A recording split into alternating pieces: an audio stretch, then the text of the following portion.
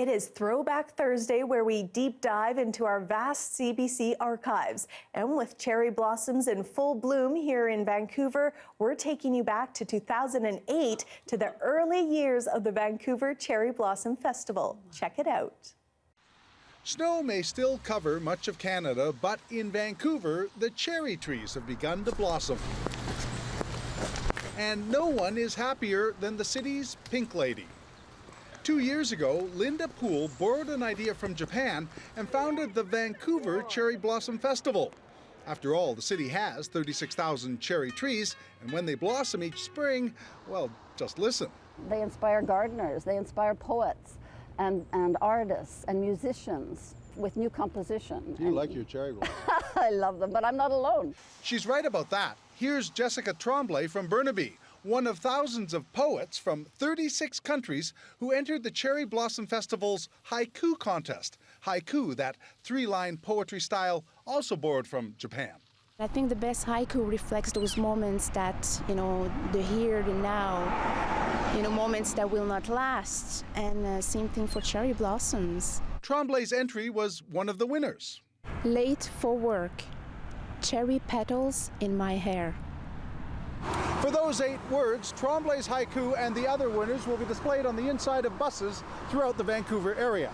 Not exactly immortality, but apparently that's also one of the lessons of cherry blossoms. Because of its ephemeral nature, it's to teach us to celebrate life now because it's also fleeting. But maybe, with a little luck, life can also be as beautiful. Bob Nixon, CBC News, Vancouver.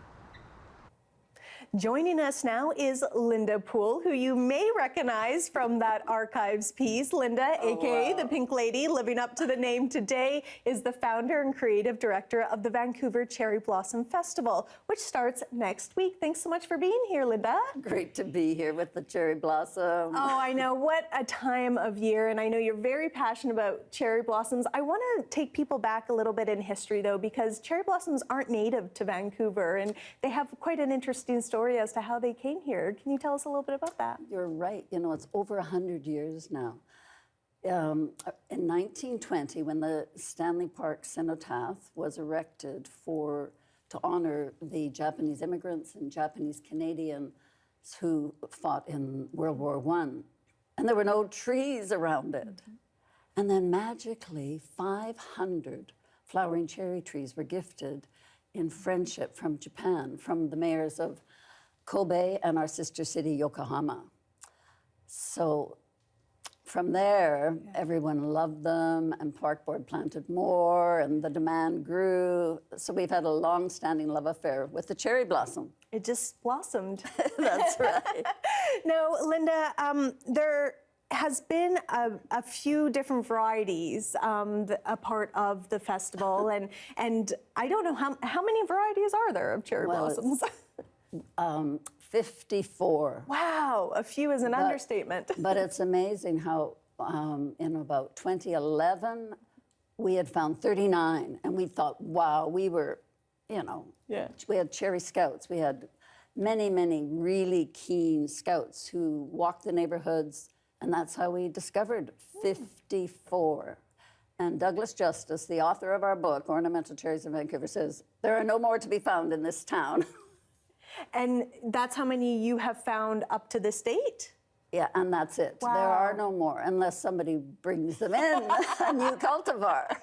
That's fair enough. I mean, that's plenty to see at the Cherry Blossom Festival, which is one of my favorite events here in Vancouver. Let's talk a little bit about the festival. What is the real message, or what do you hope people get out of that festival, and how has it changed over the years? Well, one of the important things is even just to notice and appreciate the beauty around you. That's so important.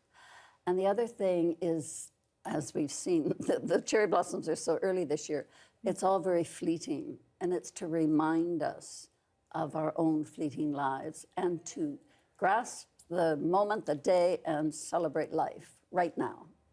Don't wait. And it's just to treasure and savor every moment. And that in the big picnic, that's really important. And to reach out and connect, like we've said with Isa's haiku, there is no stranger under the cherry tree, and it's so true. So poetic.